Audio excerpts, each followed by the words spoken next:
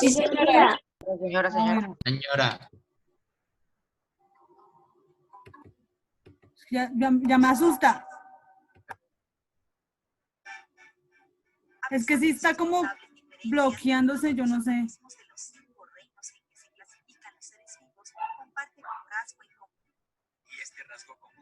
Pausó la diapositiva, profe. No, ya se ve, profe. Yo pausaba la diapositiva. Ese internet, más malo ese internet, me cae más mal. Uy, de verdad que voy No, a llamar. profe, ya es el internet. Sí, ya me toca es de verdad llamar a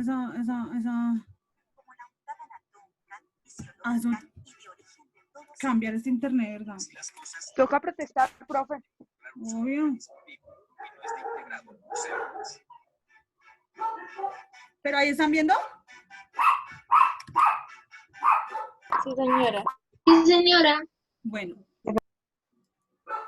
Sí, señora.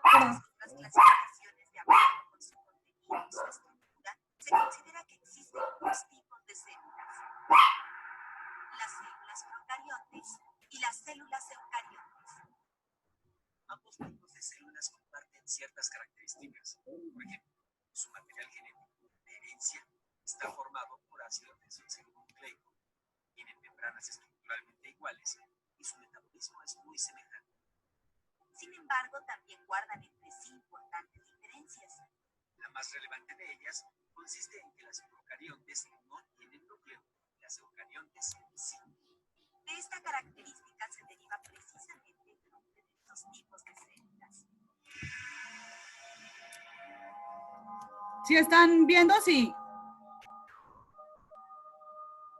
Sí, señor.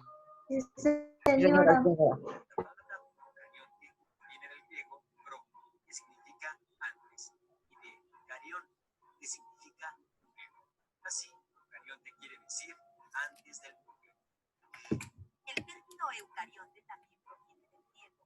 Eu significa verdadero y carión, como ya hemos dicho, quiere decir núcleo. Entonces, eucarionte quiere decir verdadero núcleo.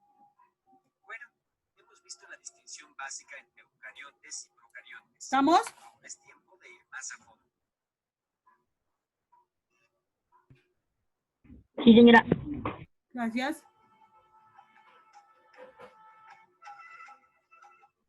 Las células procariontes son las más pequeñas que existen y de 5 micrómetros. Son extremadamente sencillas y su estructura interna es muy simple. Como dijimos con anterioridad, uno de los rasgos característicos de las procariontes es que carecen de núcleo. Por lo mismo, su material genético está disperso en el citoplasma. Dicho material genético se halla formado únicamente por una cadena de ácido desoxirribonucleico. Las células procariontes solo se encuentran en seres unicelulares. Se cree que las primeras manifestaciones de vida correspondieron a organismos formados por una célula procarionte. El reino Monera es el único donde hay organismos constituidos por células procariontes. Dentro de este reino pueden distinguirse dos tipos de seres: las bacterias y las cianobacterias. Estas últimas conocidas también como algas verde azul. El caso de las cianobacterias es bastante ejemplar y nos ayudará a conocer otra característica de las procariontes. Tal característica consiste en que las células procariontes carecen de organelos especializados para realizar sus funciones vitales. Tras esta aclaración, regresemos con las cianobacterias. Estos seres poseen carecen de cloroplastos. Fila, su fotosíntesis presenta también en las plantas. La gran diferencia radica en que las cianobacterias no tienen cloroplastos, un tipo de organelos especializados que sí están presentes en las plantas. Esto cambia totalmente la manera en que una célula realiza sus funciones. Por ejemplo, en la cianobacteria, los cloroplastos, ¿Estamos? la fotosíntesis se realiza en toda la célula. Sí, señora. Sí, señora. Profe, se está escuchando mal. Es su internet, Ara, es su internet. Cuando varios organismos constituidos por células procariontes se asocian, forman colonias, como las colonias de estafilococos. En cambio, como veremos más adelante, cuando las células eucariontes se asocian, integran lo que conocemos como tejidos.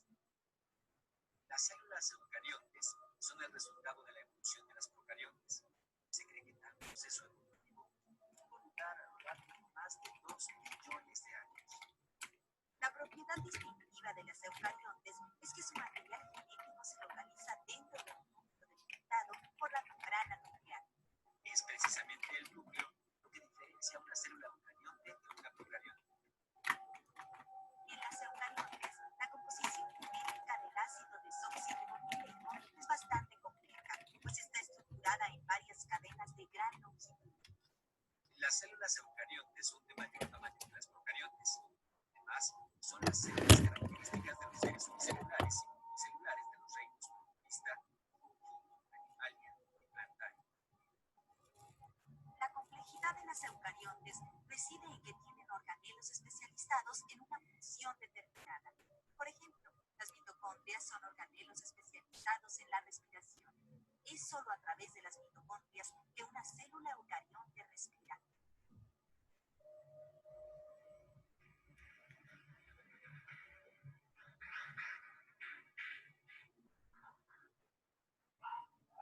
Hasta aquí hemos visto dos tipos de células, las procariontes y las eucariontes.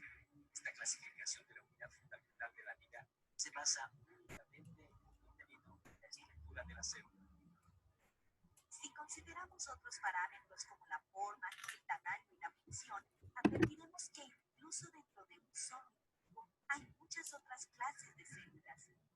En cuanto a la forma, existe toda una categoría en la que podemos encontrar células esféricas, cilíndricas, cruciformes, irregulares y estrelladas.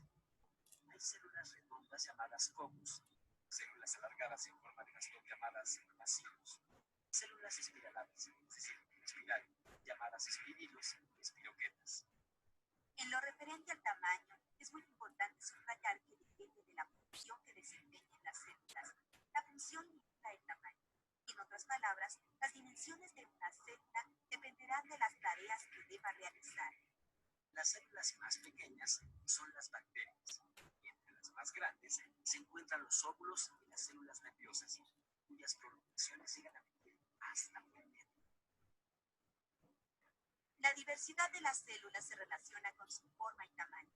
Sin embargo, ¿Estamos? las células son semejantes entre sí por su organización. Señor. Señora. A pesar de ser distintas, Sí, señora, sí. tienen la misma Gracias. organización básica. Si nos concentramos únicamente en el cuerpo humano, podemos encontrar una interesante diversidad de formas celulares.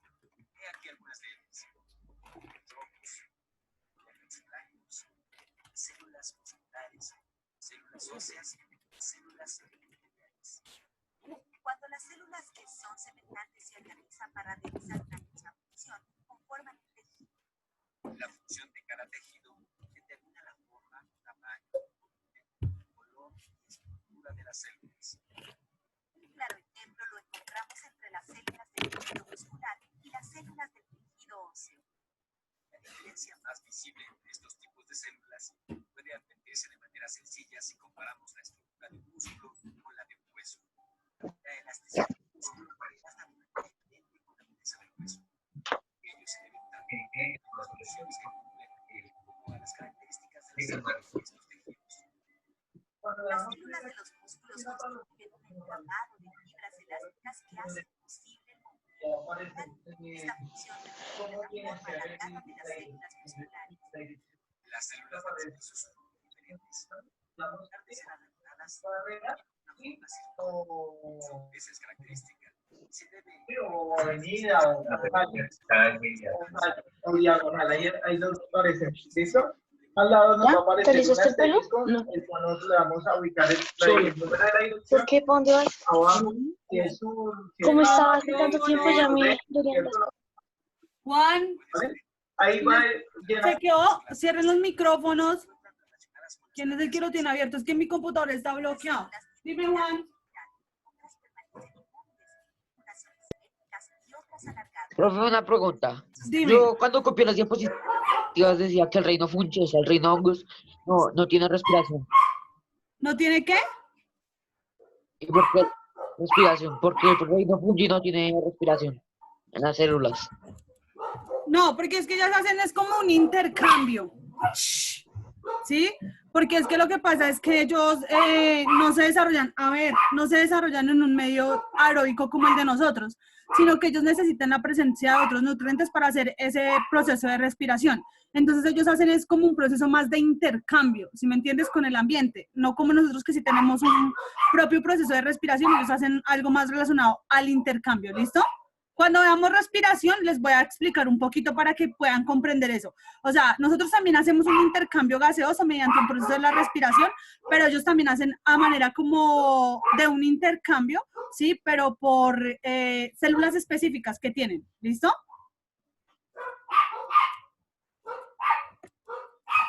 Sí, señora. Listo.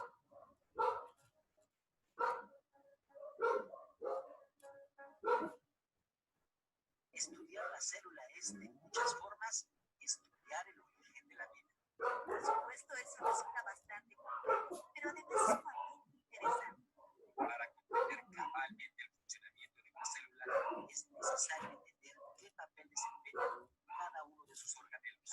La interacción entre cada una de esas distintas estructuras constituye el engranaje que da vida a los organismos, quienes pueden moverse, respirar y crecer.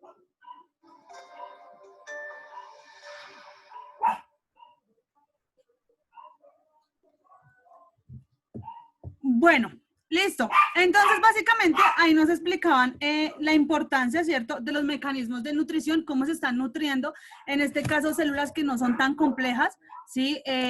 Como básicamente vendrían siendo la de las bacterias, ¿cierto? Que hacen, digamos, ese proceso de nutrición mucho más fácil que nosotros. Nos muestran unos procesos ya de nutrición como lo tenemos el transporte activo, ¿cierto? Nos explican un poco del transporte activo, también nos explican un poco del transporte pasivo. Haciendo un recuento de lo que ya hemos visto, nosotros ya vimos lo que es el transporte pasivo, ¿cierto? Ya vimos lo que es básicamente la difusión simple, la difusión facilitada y el intercambio, la regulación de agua que se conoce como ósmosis, ¿cierto? Sabemos que cuando la misma concentración de agua que... ¿Me están escuchando bien? Sí. ¿Sí? La misma concentración de agua está a nivel interno de la célula y a nivel externo de la célula. ¿Con qué nombre lo voy a conocer?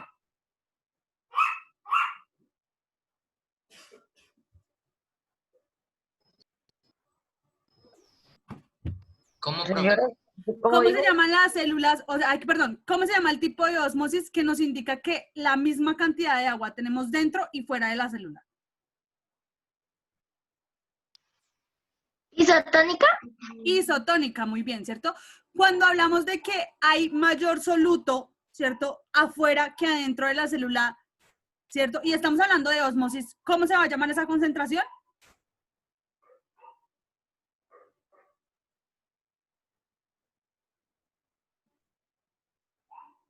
Hipertónica, ¿no? Y si tenemos mayor concentración de agua dentro de la célula y menos soluto fuera de la célula, lo vamos a llamar hipotónica. No hay que olvidar eso, de que la facilitada, ¿cierto? Va a haber una proteína de transporte que me va a abrir un túnel y que va a permitir que como tal la molécula ingrese. ¿Quiénes ingresan así? Los azúcares, todo lo que tenga que ver con glucosa, ¿cierto? Y hablamos de una difusión simple, que simplemente permear la membrana y entrar, ¿cierto? Sin ningún problema, sin ninguna dificultad, sin mayor gasto de energía, y acá va a entrar el agua y el oxígeno de esta manera, ¿listo? No olvidemos esto. Tenemos el transporte activo, ¿cierto? Nuestro transporte activo se va a dividir en dos procesos, ¿no? Fagocitosis y pinocitosis, ¿cierto? Y aquí en estos procesos vamos a hacer un gasto mayor de energía. Y a partir de este gasto mayor de energía, sí, vamos a tener unos procesos de invaginación que nos van a permitir la entrada de moléculas al interior de la célula. Más adelante vamos a detenernos un poquito a explicar cómo son esos transportes activos, ¿listo? Para que ustedes lo tengan en cuenta. Listo. Básicamente, ¿cómo va a circular el oxígeno en todas nuestras células como tal? ¿Listo? ¿Cómo va a circular? Básicamente, pues por un transporte rápido, va a ser volúmenes grandes de líquidos por todo del organismo que van a desplazarse específicamente en los glóbulos rojos que hacen parte del sistema circulatorio, ¿cierto? Que hacen parte de la sangre, y esta sangre es un líquido muy importante del sistema circulatorio. En este sistema circulatorio vamos a encontrar los glóbulos rojos. rojos. ¿Cuál es la única función que tienen los glóbulos rojos, chicos? Es recoger el oxígeno y llevarlo a las diferentes regiones del cuerpo. ¿Listo?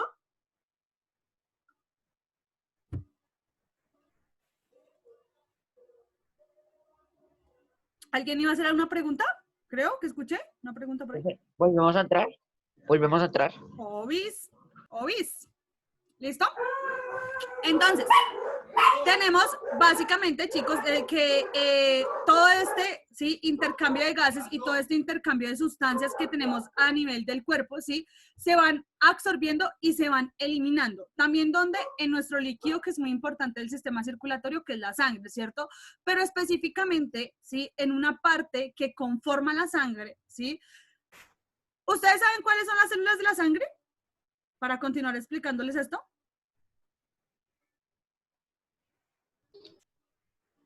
¿Alguien que me las comparta? ¿Alguien sabe cuáles son las células de la sangre?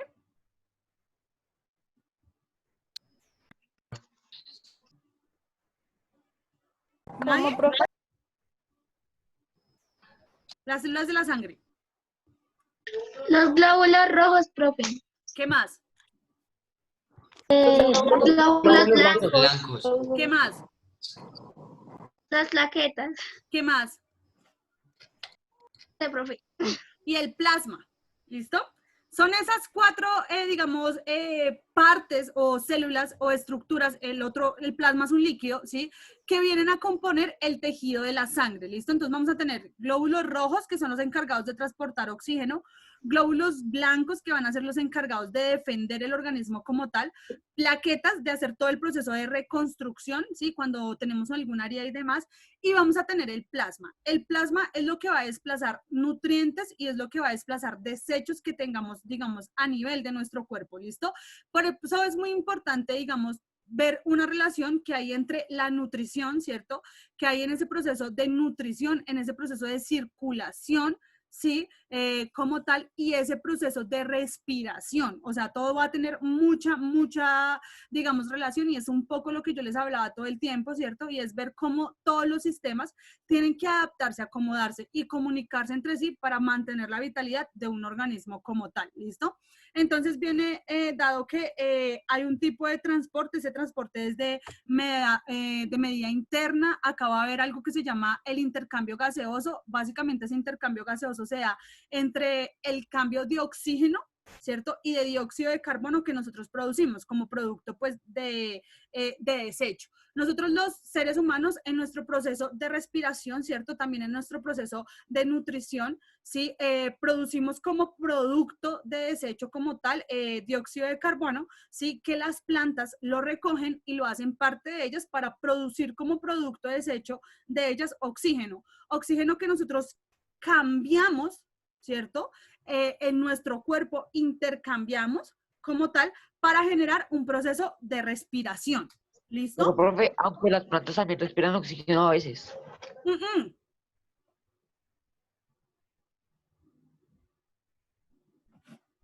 Nunca en la vida una planta puede respirar oxígeno. Ellas producen oxígeno como producto de desecho, ¿listo? Por eso es que las plantas son tan importantes, ¿sí? Porque, pues, o sea, no crean, lo que para nosotros es un beneficio, ¿sí?, que es el oxígeno en este caso y que es vital, para ellas es un producto que no necesitan, ¿sí? Es un producto de desecho como tal, ¿sí?